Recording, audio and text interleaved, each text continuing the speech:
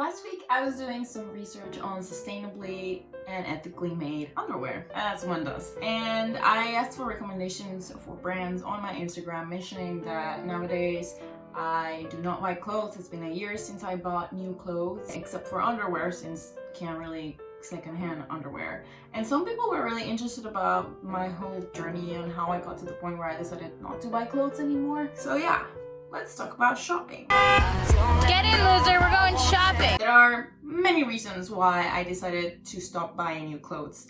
It's not something that happens overnight. It was a combination of a changing lifestyle where suddenly I had to be more frugal and I didn't have a lot of space to keep things. Also, my style changed, which meant I wasn't as interested anymore in trends or what was going on in stores. Most importantly, and the thing that really pushed me off the edge, was knowledge. And that knowledge leading to guilt.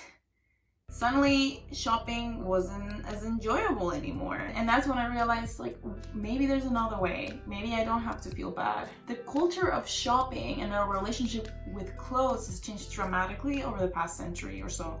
Before the 1800s, clothing was very slow to make and very hard to find all the resources for it. And so it was expensive and people didn't own that many outfits. Then with the advent of the Industrial Revolutions and things like the sewing machine, things started to move a little bit quicker, but it was still nowhere near the pace that we are now. Then around the 1960s, fashion really changed and turned into something that people used to express themselves.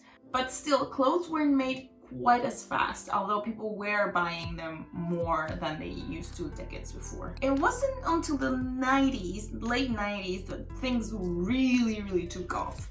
That's when brands like H&M, Zara, Topshop, all those fast fashion brands that you know became center stage. So the idea behind fast fashion was to take the design elements from top designers, top houses of design, and kind of just reproduce them, take them and make them very cheaply, very fast. They make them cheap by using low quality materials such as polyester, which is basically plastic, and they create thousands of styles at a time that they released all at once, but also they don't make that many of them so that there will be scarcity of that style and make space for new ones. On top of that, there's offshore manufacturing with labor that is often not compensated appropriately, and with a complex supply chain that's really hard to backtrack and not very transparent.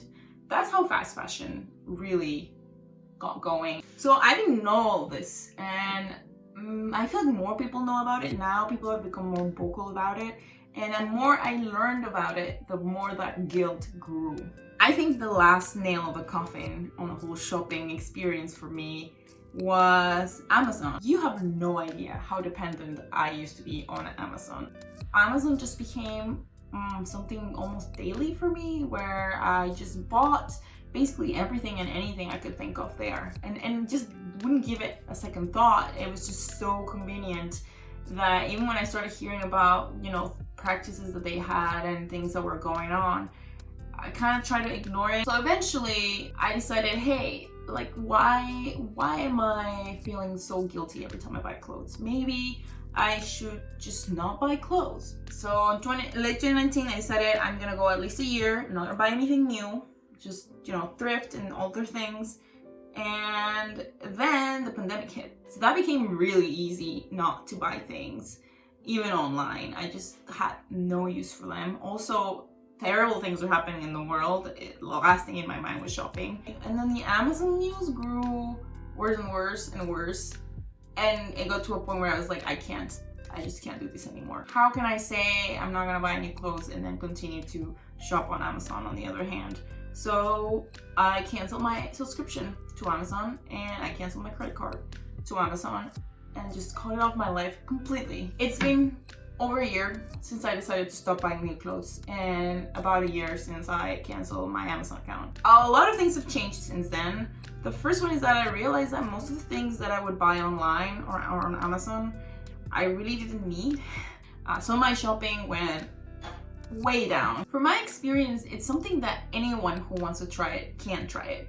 because it just means not doing something, not buying clothes, and finding other ways to keep your style and to keep, you know, having something to wear, and not feeling like maybe you're wearing the same clothes every single day, which, by the way, would be totally fine. So if you're trying to change your lifestyle into maybe buying less or not buying new at all anymore, this is what I have learned over the past year. The number one place I try to shop is my own closet. That may sound kind of weird, but really, when was the last time you went through every single piece of clothing that you own and you didn't even try it on?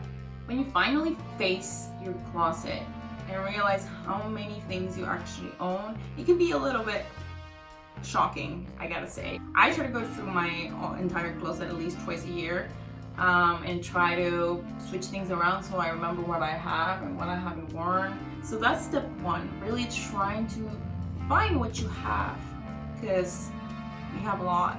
This is a cool trick that one of my friends, Elizabeth, has been doing for the past few months, and I've seen on her stories. It's really interesting. Basically, she wants to go through her entire closet, but instead of doing it all at once, she just set it up so the clothes are lined up in the row in her closet, and she always grabs the one that is at the very front. Whatever it is, she'll grab it, and if she tries it on and doesn't feel quite like right, she puts it back on the shelf at the front and just grabs the next thing. And then the next day, back at the front, taking the first thing. If that garment is set back at the front many times, that means that it's not working out for you anymore. But it makes you confront your entire closet, because once you wear the thing, you put it at the very end of the row, so by the time you wear it again, you will have gone through your entire closet.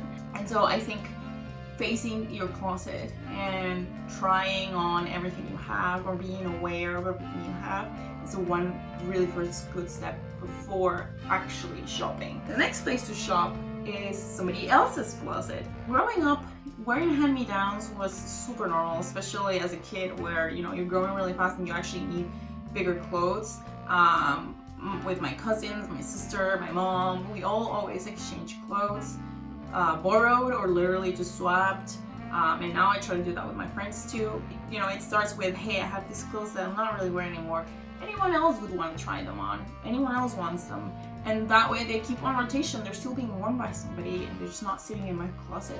And that's how I've gotten a lot of clothes too. I know that this is not possible for everybody. You know, if your friends and your family are not your same size or style, but you know, you never know if you don't even try. Those types of things keep clothing circulating instead of being in a dumpster or a thrift store or Goodwill or whatever, just sitting there or being shipped to another country. The next one is pretty obvious, what everybody thinks. You know, if they're not buying new, then you're buying used clothing. Yeah, I try not to make it my first option, but I do thrift a lot.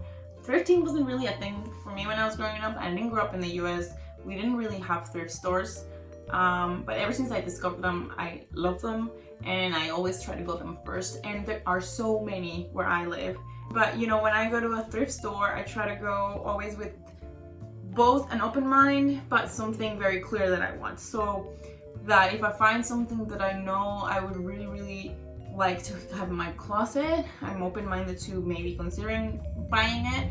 But you should try to go with a plan. Like, today I'm gonna buy winter coat because I need a winter coat. I avoid over shopping the way I would have at a store, just buying whatever I'm finding that I kind of like or that it's within my budget. Not everybody has access to thrift stores, but there are some online options as well. If you heard of Poshmark, that's a great option where people post the clothes that they have, kind of like the friend swapping, except you sell them or you buy them from other people. There's also something as simple as Facebook groups where people post what they have too. My favorite Facebook groups are the ones that are buy nothing groups for neighborhoods, and basically people post things that they're parting with for free. And I've used it both to get things and to leave things, so it's kind of a great, community thing where things are always in the flow. There are other apps. For example, there is ThredUp, which if you've never heard of, is basically an online thrift store. I've used it a couple times. It's great. It has tons of filters, so you can look by brand, you can look by style, by size. They have a lot.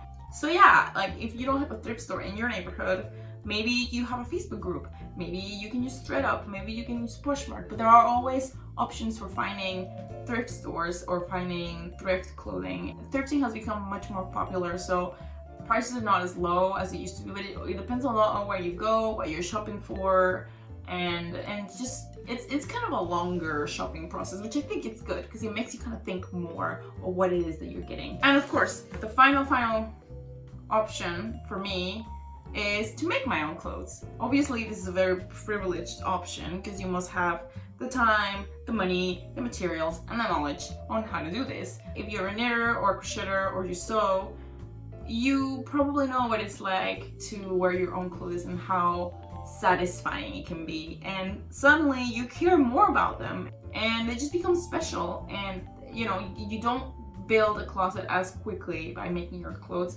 as you would by shopping, but maybe that's a good thing. It is just a very rewarding experience. And if you've ever thought about doing it, again, 6 years ago, I didn't know how to sew, I didn't know how to knit, I didn't know how to do anything. And now I am making most of my clothes and designing too. So you never know, there might be something there for you if you try. I recommend trying. Today, clothing production is the third biggest manufacturing industry in the world. Not to get into what's happening with plastics in our water because of the pollution of materials such as polyester and other plastic-based fabrics, the thousands of workers across the world that are being exploited and some of them even dying, and even small designers, small businesses being hurt because their designs are getting stolen. All of this is the fast fashion world in which we live today. If all you can afford right now is fast fashion, that's not the problem. Not being able to afford sustainable clothing or not having access to a thrift store is not the problem. The problem is people wearing clothes once or twice and then getting rid of them, throwing them away or donating them, buying hundreds or thousands of dollars worth of clothing at once. And when I say worth of clothing, I mean fast fashion, where you can buy way more for that price.